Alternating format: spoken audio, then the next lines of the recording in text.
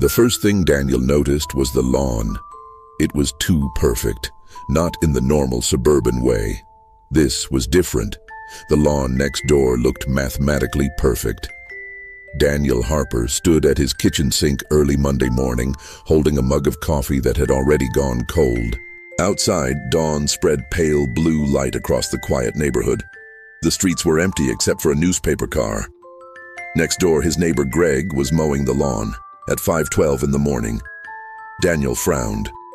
Greg Halpern had lived beside him for almost 4 years, quiet, polite in a distant way. The kind of man who waved but never really smiled. Daniel could never remember exactly what Greg did for work. But this was strange even for Greg. The mower moved in flawless straight lines, not a single overlap. Greg himself looked stiff, almost robotic beneath the dim morning light. Daniel tapped the glass. "Greg!" The mower stopped instantly. Greg turned toward him. For a second, Daniel felt an uncomfortable chill. Greg was staring before the sound reached him, like he already knew Daniel was there. Greg smiled slowly and raised a hand. "Morning, Daniel." His voice carried clearly through the closed window, too clearly. Daniel opened the back door. Cold air swept into the kitchen. "You're up early." Greg nodded once. "Couldn't sleep?" "You've been mowing for like an hour." Another pause. "Grass grows." Daniel forced a laugh. "Yeah, guess it does." Greg stared another second too long before restarting the mower. The machine roared back to life. Daniel went inside feeling oddly unsettled. His wife Melissa sat at the dining table scrolling through her phone. "You're staring at Greg again," she said. Daniel blinked. "Again? You always do that lately." "I was just talking to him." Melissa frowned. "The neighbor?" "Yeah." "What neighbor?" Daniel looked toward her, confused. "Greg." She stared blankly for a moment before shaking her head. "Honey, the house next door has been empty since winter." Daniel laughed once, expecting a joke. Melissa didn't laugh back. He walked to the window. Greg was still outside mowing. The mower carved perfect lines into the grass. "Melissa, he's literally right there." She came beside him. Daniel pointed. "There." Her expression slowly changed. "Why are you pointing at nothing?" Daniel felt his stomach tighten. Outside, Greg stopped mowing again. He looked directly at the window, at Daniel. Then he smiled. Melissa rubbed her arms uneasily. "You okay?" Daniel swallowed hard. "Yeah," he whispered. But he wasn't. That night, Daniel couldn't sleep. Rain tapped softly against the bedroom windows while Melissa slept beside him. The digital clock glowed 2:43 a.m. in red numbers. He kept thinking about Greg, or whatever had happened earlier. At around 3 in the morning, Daniel heard footsteps outside, slow footsteps, crunching softly through wet grass. He sat up. The footsteps stopped directly outside the bedroom window. Daniel stared at the curtains. A shadow stood behind them, tall, still, watching. His pulse hammered in his ears. "Melissa," he whispered. She didn't wake. The shadow remained motionless. Daniel slowly slid out of bed and approached the curtains. The figure outside tilted its head slightly. Daniel grabbed the curtain edge and yanked it open. Nobody was there. Only rain. Only darkness. And in the neighbor's yard, perfect, fresh mowing lines glowing under the streetlights. The next morning, Greg remembered something that never happened.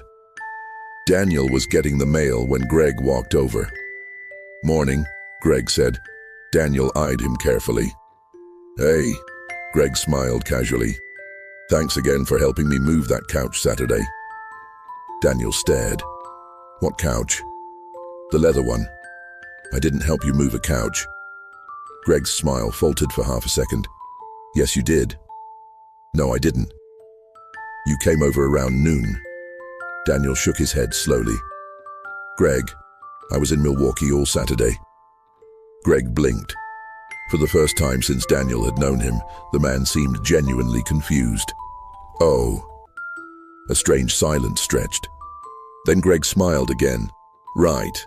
Different day. He walked away, carrying the box. Daniel watched him go, unsettled. That evening, Daniel checked his security camera footage. At exactly 12:14 p.m. on Saturday, the footage showed Daniel's driveway empty. At 12:16, the camera glitched into static for 3 seconds. When the image returned, Daniel was standing in Greg's yard, helping move a leather couch. Daniel's blood went cold. He stared at the screen. The footage showed him smiling and talking with Greg like close friends. But Daniel had no memory of it. None. He rewound the clip repeatedly. Each time he watched it, small details changed. In one replay, Greg wore a gray jacket. In another, black. In one version, the couch was blue, then brown, then red. Daniel backed away from the monitor, breathing harder. His phone rang suddenly, making him jump. Caller ID showed unknown. He answered carefully. Hello? Static crackled softly. Then a voice whispered, "He's practicing." The call disconnected. Daniel immediately called back. The number didn't exist.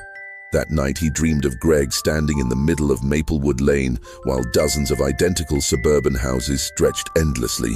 Every house had Greg standing in the driveway, hundreds of them, all smiling, all watching Daniel. Daniel woke up, gasping. Beside him, Melissa was sitting upright in bed, staring at him strangely. "What?" Daniel asked. She frowned slightly.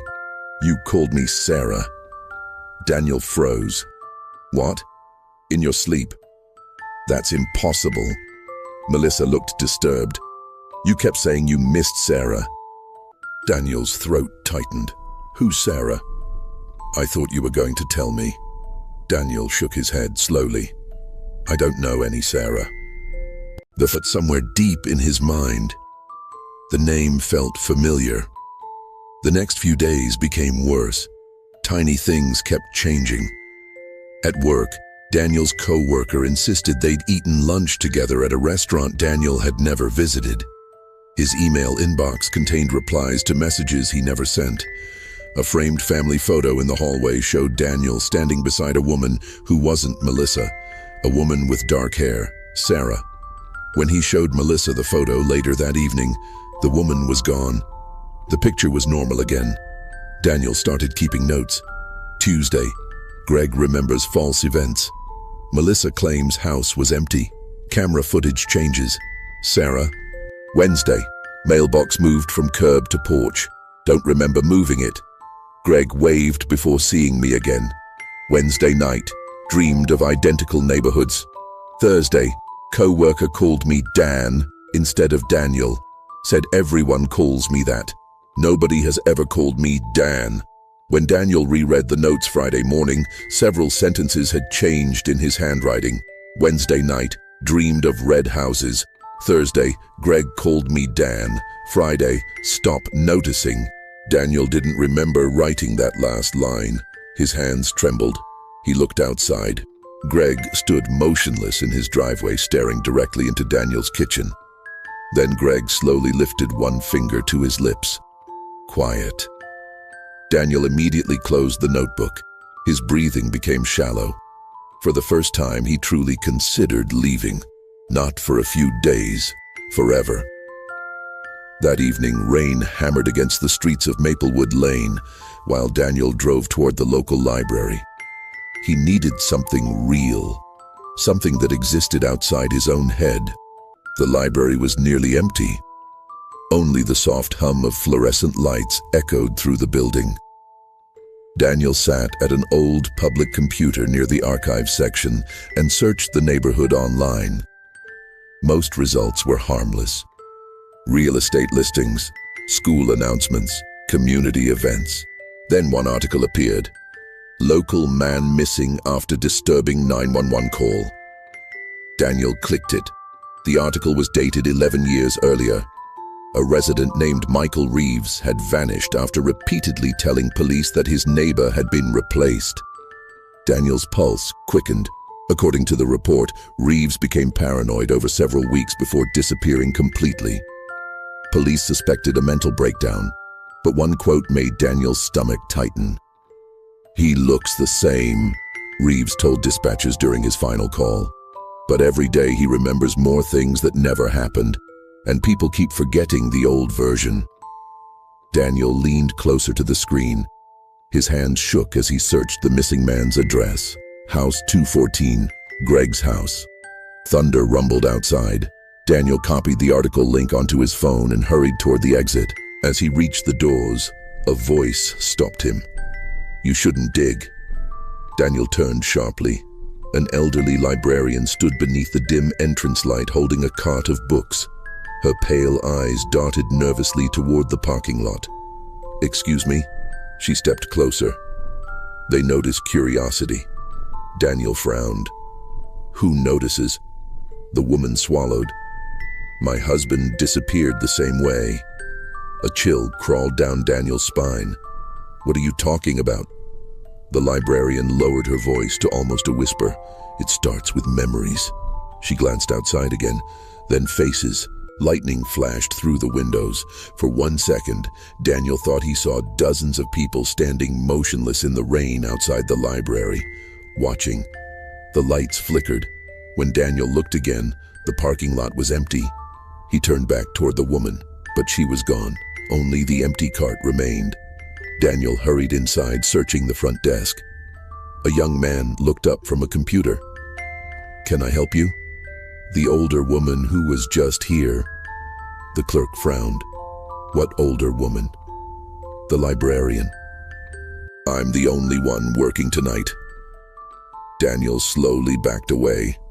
Rain pounded harder as he rushed to his car. The drive home felt wrong immediately. The neighborhood looked cleaner. Too clean. Every lawn identical. Every porch light glowing with the exact same brightness. Even the trees seemed perfectly spaced, artificial. Daniel slowed the car, and there, standing in the middle of his driveway, was Greg. Rain poured over him, but he didn't move, didn't blink, didn't react to the cold. Daniel stepped out carefully. Greg smiled faintly. "You looked into Michael Reeves." Daniel froze. "How do you know that?" Greg tilted his head slightly. "You're making this difficult." Daniel's chest tightened. "What are you?" Greg's smile widened just a little. "I'm your neighbor." "No," Daniel whispered. For one horrifying second, Greg's face twitched, not dramatically, just enough to feel wrong, like something underneath the skin was trying to imitate a human expression. Then it returned to normal.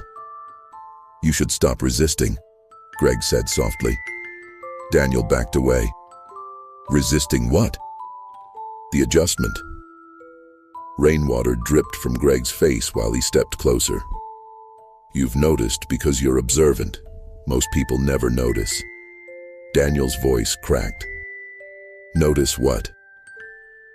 Greg slowly looked around the neighborhood. The replacements. Every porch light on the street suddenly shut off. Darkness swallowed Maplewood Lane. Daniel's breathing stopped. Then, every light switched back on. And for one impossible second, every person standing behind every house window was Greg. Same face, same smile, watching him. Daniel stumbled backward. The lights flickered again. Normal neighbors stood there now, a woman cooking dinner, a child walking upstairs, an old man reading a newspaper.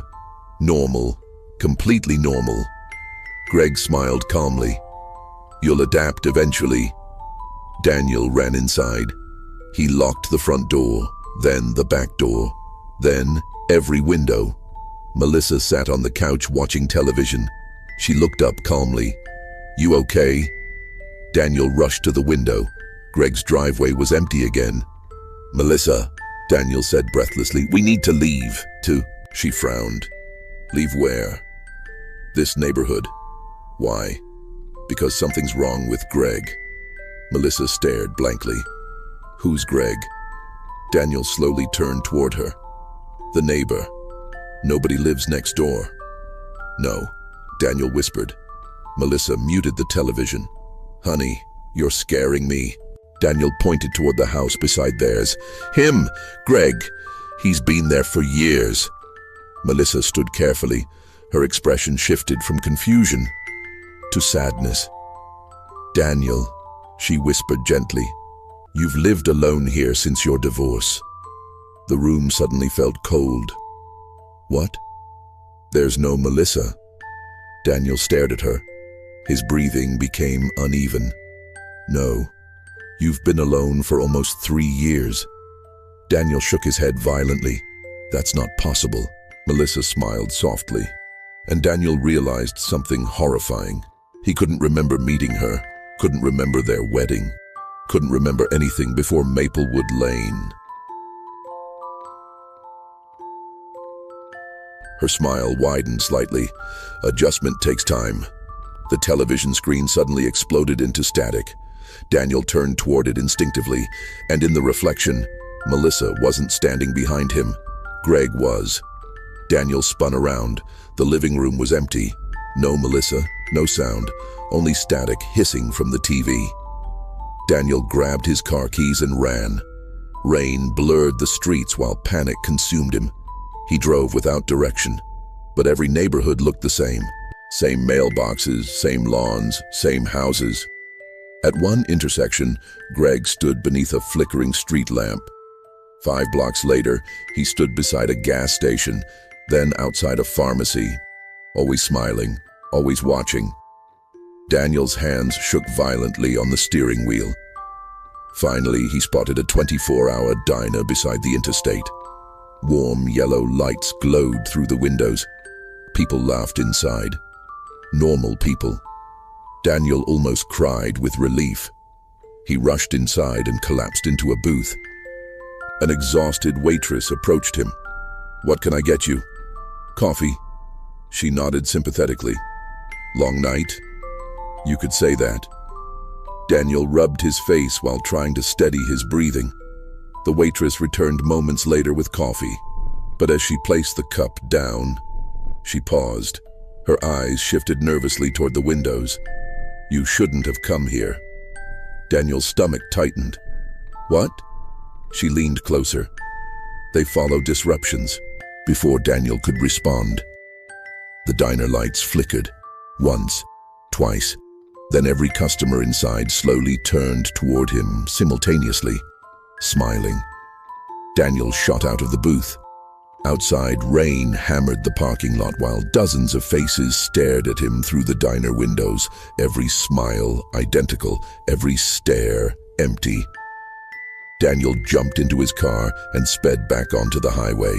The rain continued all night, so did the fear, and somewhere behind him, headlights followed at the exact same distance the entire drive.